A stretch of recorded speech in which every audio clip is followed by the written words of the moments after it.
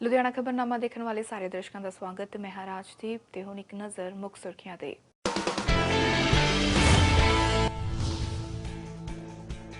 Ludhiana police ਨੇ ਲਗਾਇਆ ਇੱਕ ਵੱਖਰਾ ਕੈਂਪ। ਲੋਕਾਂ ਨੂੰ ਵਾਪਸ ਕੀਤੇ ਚੋਰੀ ਤੇ ਗੁੰਮ ਹੋਏ ਸਮਾਨ, 240 ਵਾਹਨ ਅਤੇ 206 ਮੋਬਾਈਲ ਫੋਨ ਕੀਤੇ ਵਾਪਸ। ਲੋਕਾਂ ਨੇ ਕੀਤੀ ਪੁਲਿਸ ਦੇ ਇਸ ਕਦਮ ਦੀ ਸ਼ਲਾਘਾ। ਲੁਧਿਆਣਾ ਵਿੱਚ ਮੁਸਲਿਮ ਸਮਾਜ ਦਾ ਫੁੱਟਿਆ ਗੁੱਸਾ, ਫੂਕਿਆ ਫਰਾਂਸ ਦੇ ਰਾਸ਼ਟਰਪਤੀ ਦਾ ਪੁਤਲਾ, ਫਰਾਂਸ ਨੂੰ ਦੱਸਿਆ ਇਸਲਾਮਿਕ ਫੋਬੀਆ ਦਾ ਸ਼ਿਕਾਰ।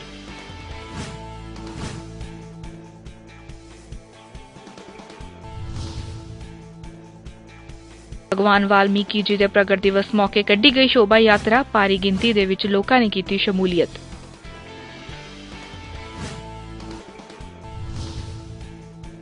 ਮਿਸਿਸ ਐਂਡ ਮਿਸ ਲੁਧਿਆਣਾ 2020 ਮੁਕਾਬਲੇ ਦੇ ਜੇਤੂਆਂ ਨੂੰ ਕੀਤਾ ਸਨਮਾਨਿਤ। ਖੂਬਸੂਰਤ ਪੁਸ਼ਾਕਾਂ ਦੇ ਵਿੱਚ ਕੀਤਾ ਗਿਆ ਰੈਂਪ ਵਾਕ। ਸੋਨੀਆ ਆਲੂਵਾਲੀਆ ਬਣੀ ਮਿਸ ਲੁਧਿਆਣਾ 2020।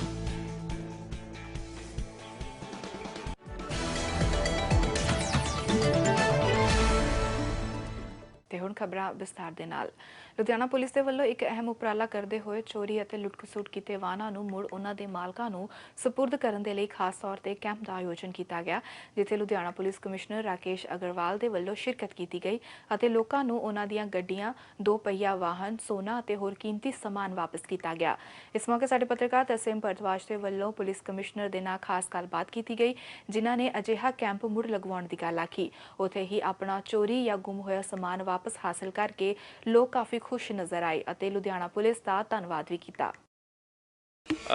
ਥਾਣਿਆਂ ਦੇ ਵਿੱਚ ਅੱਜ ਦਾ ਅਸੀਂ ਪ੍ਰੋਗਰਾਮ ਰੱਖਿਆ ਹੈ। ਥਾਣਿਆਂ ਦੇ ਵਿੱਚ ਕਾਫੀ ਗੱਡੀਆਂ ਖੜੀਆਂ ਹੋਈਆਂ ਸੀਗੀਆਂ ਲੁਧਿਆਣੇ, ਤੇ ਅਸੀਂ ਇੱਕ ਮੁਹਿੰਮ ਚਲਾਈ ਹੈ ਤੇ ਜਿਹਦੇ ਤਹਿਤ ਕੋਰਟ ਤੋਂ ਅਸੀਂ ਆਰਡਰਸ ਲੈ ਕੇ ਉਹ ਗੱਡੀਆਂ ਉਹਨਾਂ ਦੇ ਮਾਲਕਾਂ ਤੱਕ ਵਾਪਸ ਕਰ ਰਹੇ ਹਨ।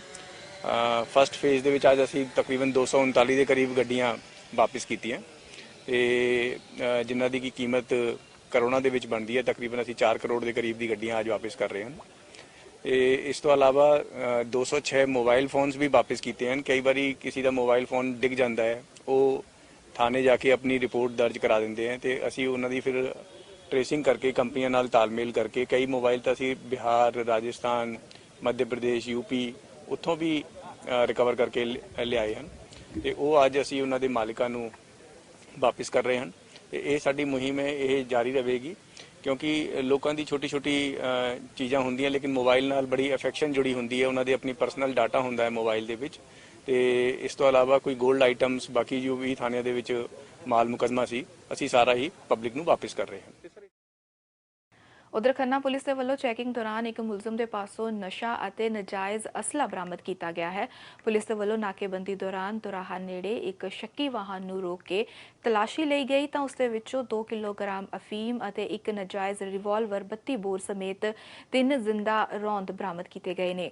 ਪੁਲਿਸ ਦੇ ਵੱਲੋਂ ਕਾਰਵਾਈ ਕਰਦੇ ਹੋਏ ਮੁਲਜ਼ਮ ਲਖਵਿੰਦਰ ਸਿੰਘ ਵਾਸੀ ਤਰਨਤਾਰਨ ਨੂੰ ਗ੍ਰਿਫਤਾਰ ਕਰ ਲਿਆ ਹੈ, ਜੋ ਆਪਣੇ ਆਪ ਨੂੰ CISF ਦਾ ਮੁਲਾਜ਼ਮ ਦੱਸਦਾ ਹੈ।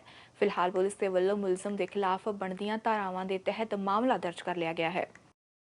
SHO ਦੁਰਾਹਾ ਨੇ ਸਮੇਤ ਆਪਣੇ ਕਰਮਚਾਰੀਆਂ ਦੇ ਕੱਲ GT ਰੋਡ ਦੇ ਉੱਤੇ ਚੈਕਿੰਗ ਕਰ ਰਹੇ ਸੀ। ਇੱਕ ਸਵਿਫਟ VDI ਕਾਰ ਜਿਹੜੀ ਹੈ ਦਿੱਲੀ ਨੰਬਰ ਦੀ, ਦਿੱਲੀ ਵਾਲੀ ਸਾਈਡ ਤੋਂ ਆ ਰਹੀ, ਜਿਹਨੂੰ ਰੋਕ ਕੇ ਚੈੱਕ ਕੀਤਾ ਗਿਆ।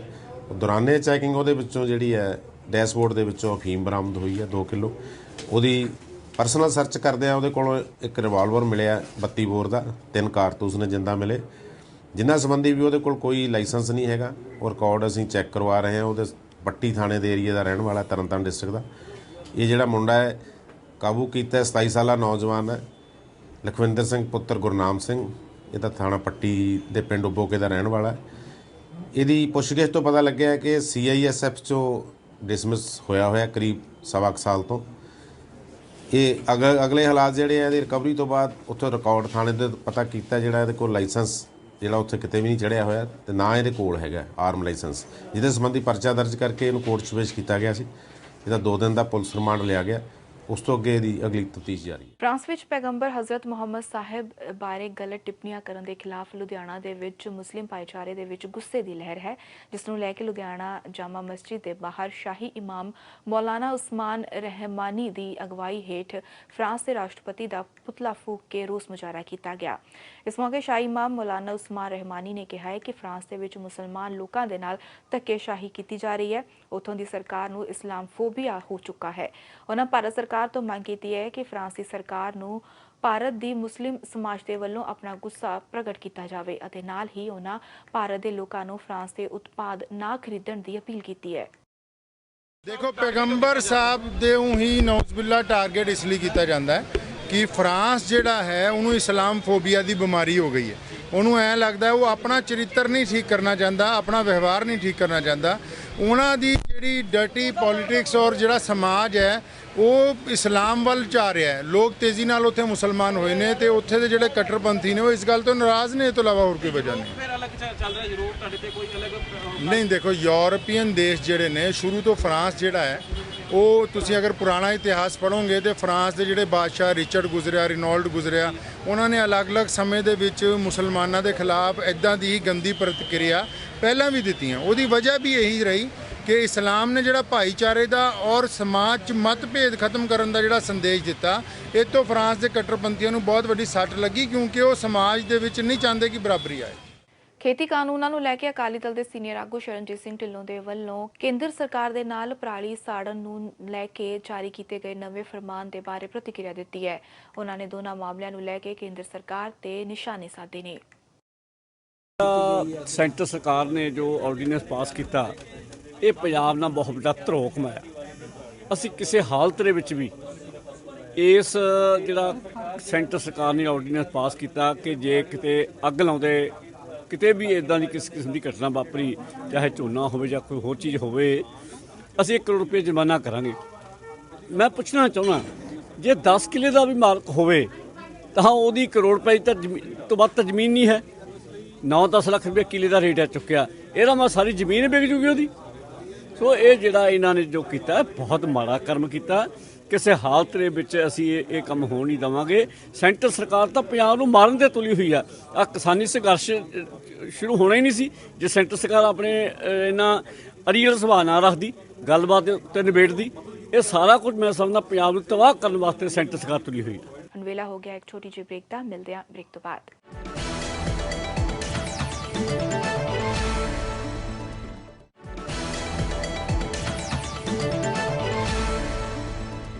ਬ੍ਰੇਕ ਤੋਂ ਬਾਅਦ ਤੁਹਾਡਾ ਸਵਾਗਤ ਹੈ। ਵਧਦੇ ਹਾਂ ਅਗਲੀ ਖਬਰ ਦੇ ਵੱਲ। ਰਿਸ਼ਵਤਖੋਰੀ ਖਿਲਾਫ ਸਰਕਾਰੀ ਤੰਤਰ ਨੂੰ ਬਚਾਉਣ ਅਤੇ ਆਮ ਲੋਕਾਂ ਨੂੰ ਰਿਸ਼ਵਤਖੋਰੀ ਦੇ ਖਿਲਾਫ ਜਾਗਰੂਕ ਕਰਨ ਦੇ ਲਈ ਵਿਜੀਲੈਂਸ ਜਾਗਰੂਕਤਾ ਹਫ਼ਤਾ ਮਨਾਇਆ ਜਾ ਰਿਹਾ ਹੈ, ਜਿਸ ਦੇ ਤਹਿਤ ਯੂਨਾਈਟਿਡ ਇੰਡੀਆ ਇੰਸ਼ੋਰੈਂਸ ਕੰਪਨੀ ਦੇ ਅਧਿਕਾਰੀਆਂ ਦੇ ਵੱਲੋਂ ਇੱਕ ਜਾਗਰੂਕਤਾ ਰੈਲੀ ਕੱਢੀ ਗਈ, ਜਿਸ ਦੇ ਵਿੱਚ ਉਹਨਾਂ ਲੋਕਾਂ ਨੂੰ ਭ੍ਰਿਸ਼ਟਾਚਾਰ ਖਿਲਾਫ ਲੜਨ ਦੀ ਅਪੀਲ ਕੀਤੀ। ਉੱਥੇ ਦੂਜੇ ਪਾਸੇ ਹੀ ਵਿਜੀਲੈਂਸ ਬਿਊਰੋ ਦੇ ਵੱਲੋਂ ਆਮ ਲੋਕਾਂ ਨੂੰ ਰਿਸ਼ਵਤਖੋਰੀ ਅਤੇ ਭ੍ਰਿਸ਼ਟਾਚਾਰ ਦੇ ਖਿਲਾਫ ਜਾਗਰੂਕ ਕਰਨ ਸੰਬੰਧੀ ਸੈਮੀਨਾਰ ਲਗਾਇਆ ਗਿਆ, ਜਿਸ ਦੌਰਾਨ ਵਿਜੀਲੈਂਸ ਬਿਊਰੋ ਦੇ ਅਧਿਕਾਰੀਆਂ ਦੇ ਵੱਲੋਂ ਲੋਕਾਂ ਨੂੰ ਰਿਸ਼ਵਤਖੋਰ सरकारी अधिकारियों की सूचना ब्यूरो को देने की अपील की। आज हम ये रैली निकाल रहे हैं विजिलेंस अवेयरनेस वीक के उपलक्ष्य में। जैसे केंद्र सरकार का आदेश है कि 27 अक्टूबर से 2 नवंबर तक विजिलेंस अवेयरनेस वीक मनाया जा रहा है, उसी के अंतर्गत ये रैली निकाली जा रही है लोगों को जागरूक करने के लिए कि वो भ्रष्टाचार के अगेंस्ट आवाज़ उठाएं, ना रिश्वत लें ना रिश्वत दें।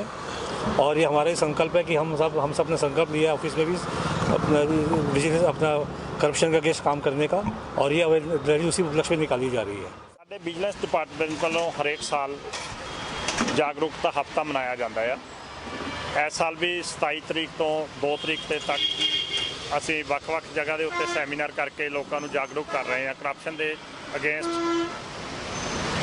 ਸਾਰਿਆਂ ਨੂੰ ਜਾਗਰੂਕ ਕਰਕੇ ਵਿਜੀਲੈਂਸ ਬਿਊਰੋ ਦੇ ਡਿਪਾਰਟਮੈਂਟ ਦੇ ਨਾਲ ਹੈਲਪ ਕਰਨ ਦੀ ਇੱਕ ਸਾਡੀ ਅਗਾਂਹ ਵਧੂ ਕੋਸ਼ਿਸ਼ ਹੈਗੀ ਆ ਕਿ ਲੋਕਾਂ ਨੂੰ ਜਾਗਰੂਕ ਕਰਕੇ ਕਰਪਸ਼ਨ ਦੇ ਅਗੇਂਸਟ ਖੜਾ ਕੀਤਾ ਜਾਵੇ।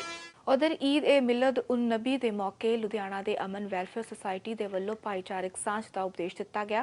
ईद मिलद उन नबी नूं इस्लाम के बानी पैगंबर हजरत मुहम्मद साहब जी के जन्मदिन के रूप में मनाया जाता है। इस मौके संस्था के मैंबरों के वलों पैगंबर साहब के दिखाए प्यार और भाईचारक सांझ के रस्ते ते चलण की अपील की गई है, तां जो देश के विच अमन कानून का माहौल बनिया रहे। आज वो दिन है हमारे लिए जो हम कभी भूल नहीं सकते हैं। हमारे हजूर मोहम्मद रसूलुल्लाह सल्लल्लाहु अलैहि वसल्लम का जन्मदिन है। इसी जन्मदिन के मौके से आज हमने ये जुलूस मोहम्मदी मुनक्किद की है और हर साल की तरह इस साल भी हम बड़े जोश व खरोश से जुलूस मोहम्मदी निकाल रहे हैं। कहाँ से कहाँ तक निकाला? ये जुलूस मोहम्मदी कबीर नगर, फरीद नगर, बस्ती जोधेवाल से होते हुए शिवपुरी लालवती चौक से सेखेवाल होते हुए फरीद नगर संपन्न किया जाएगा। ਉਧਰ ਲੁਧਿਆਣਾ ਵਿਖੇ ਕਰਵਾਈ ਮਿਸਿਜ਼ ਐਂਡ ਮਿਸ ਲੁਧਿਆਣਾ 2020 ਦੇ ਜੇਤੂਆਂ ਨੂੰ ਸਨਮਾਨਿਤ ਕਰਨ ਅਤੇ ਕਰਵਾ ਚੌਥ ਪਾਰਟੀ ਦਾ ਆਯੋਜਨ ਕੀਤਾ ਗਿਆ, ਜਿਸ ਦੇ ਵਿੱਚ ਮਹਿਲਾਵਾਂ ਵੱਖ-ਵੱਖ ਖੂਬਸੂਰਤ ਪੋਸ਼ਾਕਾਂ ਦੇ ਵਿੱਚ ਨਜ਼ਰ ਆਈਆਂ। ਇਸ ਦੌਰਾਨ ਆਯੋਜਕ ਸਰੂਚੀ ਦੀਵਾਨ ਦੇ ਵੱਲੋਂ ਜੇਤੂਆਂ ਨੂੰ ਸਨਮਾਨਿਤ ਕੀਤਾ ਗਿਆ। ਇਸ ਮੌਕੇ ਮਿਸਿਜ਼ ਲੁਧਿਆਣਾ 2020 ਦੀ ਜੇਤੂ ਸੋਨੀਆ ਆਲੂਵਾਲੀਆ ਨੇ ਬਾਕੀ ਔਰਤਾਂ ਨੂੰ ਅੱਗੇ ਆ ਕੇ ਆਪਣੀ ਵੱਖਰੀ ਪਹਿਚਾਣ ਬਣਾਉਣ ਬਾਰੇ ਕਿਹਾ। ਉਹਨਾਂ ਨੇ ਕਿਹਾ ਕਿ ਔਰਤਾਂ ਨੂੰ ਅਜਿਹੇ ਮੌਕੇ ਪ੍ਰਦਾਨ ਕਰਨੇ ਚਾਹੀਦੇ ਨੇ। ਇਸ ਮੌਕੇ ਬਾਕੀ ਜੇਤੂਆਂ ਨੂੰ ਵੀ मौके ते सम्मानित किया गया। हमने अभी मिसेस इंडिया का इवेंट किया था, जिसकी आज हमने सक्सेस पार्टी करी है और साथ ही साथ हमने करवा चौथ सेलिब्रेशन करा है। तो आज मैं सबका धन्यवाद करना चाहूँगी जो मेरे साथ यहाँ जुड़े हैं और हमने आज कुछ बड़े टाइटल्स दिए हैं, जिसमें हमारे साथ miss India universe Vaishnavi Singh गई हैं और साथ ही साथ मैं आपको बताना चाहूँगी कि हमारी मिस इंडिया 2020 स्नेहा वेद को आज हमने उसने अपनी अचीवमेंट से काफ़ी अचीव करा है। हमने उसको रोल मॉडल का दिया है और प्राइड ऑफ नेशन शान हिंदुस्तान के टाइटल से नवाजा है। साथ ही मैं थैंक्स करती हूँ सुरुचि मैम का, इंपीरियल लीड से, उन्होंने जो मुझे आज ये प्लेटफॉर्म दिया है। तो हमारे ऑनलाइन कॉन्टेस्ट हुए थे जिसमें हमारी सिलेक्शन हुई है। हमारी फ़ोटोज़, हमारी पिक्स और हमारी टैलेंट के बेसिस पे हमें सेलेक्ट किया गया यहाँ पे। तो आज उसकी सक्सेस पार्टी है यहाँ पे। तो उसमें मुझे मिसिस इंडिया 2020 का अवार्ड मिला है। मैं बहुत हैप्पी हूँ इस अवार्ड को लेके और इसमें मेरे पूरी फैमिली की पूरी सपोर्ट रही है।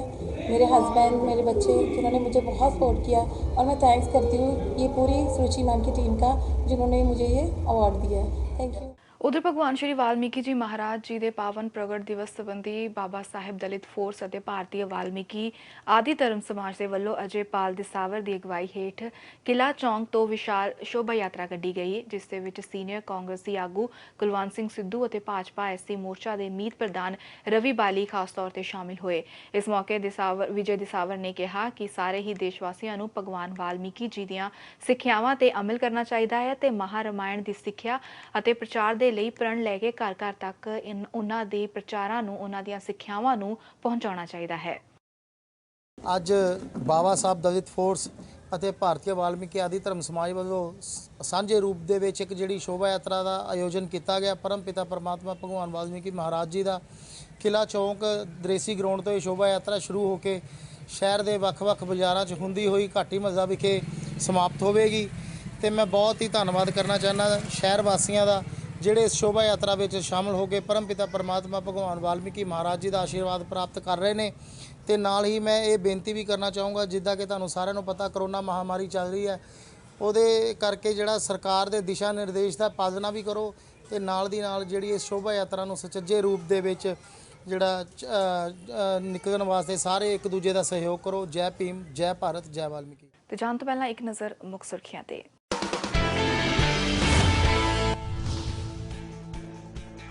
ਲੁਧਿਆਣਾ ਪੁਲਿਸ ਨੇ ਲਗਾਇਆ ਇੱਕ ਵੱਖਰਾ ਕੈਂਪ, ਲੋਕਾਂ ਨੂੰ ਵਾਪਸ ਕੀਤੇ ਚੋਰੀ ਤੇ ਗੁੰਮ ਹੋਏ ਸਮਾਨ, 240 ਵਾਹਨ ਅਤੇ 206 ਮੋਬਾਈਲ ਫੋਨ ਕੀਤੇ ਵਾਪਸ। ਲੋਕਾਂ ਨੇ ਕੀਤੀ ਪੁਲਿਸ ਦੇ ਇਸ ਕਦਮ ਦੀ ਸ਼ਲਾਘਾ।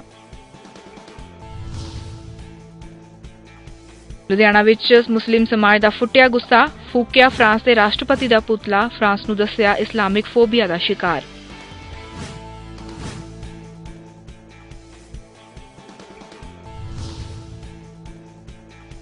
ਭਗਵਾਨ ਵਾਲਮੀਕੀ ਜੀ ਦੇ ਪ੍ਰਗਟ ਦਿਵਸ ਮੌਕੇ ਕੱਢੀ ਗਈ ਸ਼ੋਭਾ ਯਾਤਰਾ, ਭਾਰੀ ਗਿਣਤੀ ਦੇ ਵਿੱਚ ਲੋਕਾਂ ਨੇ ਕੀਤੀ ਸ਼ਮੂਲੀਅਤ।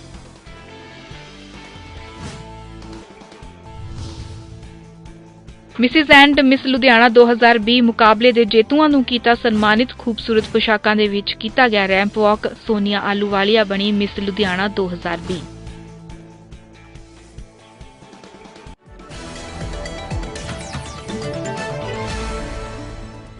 ਤੇ ਜੇਕਰ ਤੁਸੀਂ ਕੋਈ ਸੁਝਾਅ ਜਾਂ ਜਾਣਕਾਰੀ ਸਾਡੇ ਨਾਲ ਸਾਂਝੀ ਕਰਨਾ ਚਾਹੁੰਦੇ ਹੋ ਤਾਂ ਤੁਸੀਂ ਸਾਨੂੰ ਈਮੇਲ ਕਰ ਸਕਦੇ ਹੋ। ਸਾਡਾ ਈਮੇਲ ਆਈਡੀ ਹੈ news@fastway.in।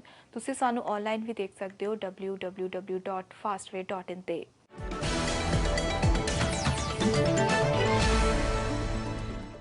ਲੁਧਿਆਣਾ ਖਬਰਨਾਮਾ ਵਿੱਚ ਫਿਲਹਾਲ ਬਸ ਇੰਨਾ ਹੀ। ਮੈਨੂੰ ਦਿਓ ਇਜਾਜ਼ਤ। ਧੰਨਵਾਦ।